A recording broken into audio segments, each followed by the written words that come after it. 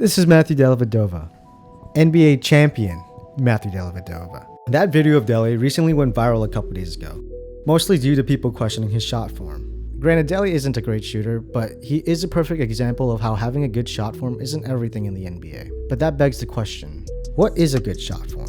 This is Klay Thompson. Thompson is highly regarded as having one of the best and most beautiful shot forms in the current NBA. Let's look at it.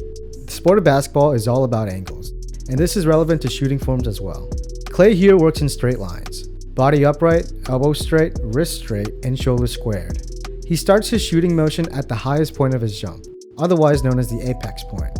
You can see here that once he reaches this line, his arms and elbows begin to move to start pushing his shot. This is Honor Culpepper. She's a shooting guard for NYU's women's basketball team. All of my coaches tell me to watch professional basketball to learn how to shoot, and I'd say the most recommended player has probably been Klay Thompson. All of my shooting coaches have been like, Klay Thompson is the perfect shooting form. This is the textbook shot that most basketball players learn while they're young. Thompson has perfected this shot, utilizing it to become a 4-time NBA champion and a 5-time All-Star.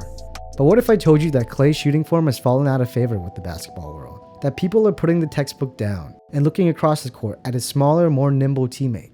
That player's name?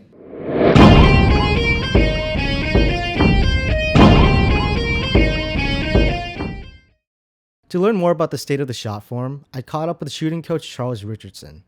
Richardson has worked with several NBA players such as Jordan Poole and Duncan Robinson, who are widely regarded as great shooters around the league. As far as shooting release goes, everybody has their own, comfort level, what they want to do.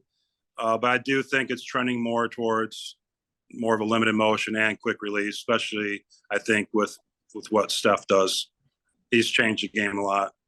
Sometimes for the good, sometimes for the bad, especially with the younger players.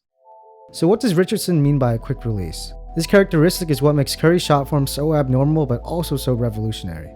Look very, very closely. Unlike Klay, as Curry jumps, he begins to start his shot, pushing the ball while he rises. By the time that Curry reaches the apex point of his jump, he's already released the ball. This allows Curry to get the ball off quicker than most players, making defenders have to give the extra effort to even contest the shot. So I jump into my shot, I do like a little 2-foot hop, which some people are like 1-2 step. So I would say after my jump, I'm more of like a one motion shooter. And so what I do is I teach players to shoot exactly how I shoot.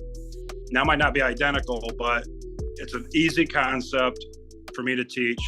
And a lot of people are going more to the limited motion now, but I shot that way in high school and I've always taught that. He's been the pioneer of a new trend of freestyle shooters in basketball, with a simple philosophy: just shoot. Now look at the league.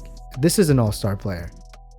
It's a tricky situation. If they're making them, if they're consistent, then, why mess with it? So what does this mean for the NBA and the sport of basketball? What's more important? Do the ends justify the means? Do the points justify the shot? The days of the textbook shooting form are long gone. Because at the end of the day, if your player is bringing you points, who are you to question it? Let shooters shoot. This has been Jonathan Mintot of Cooper Squared, signing off.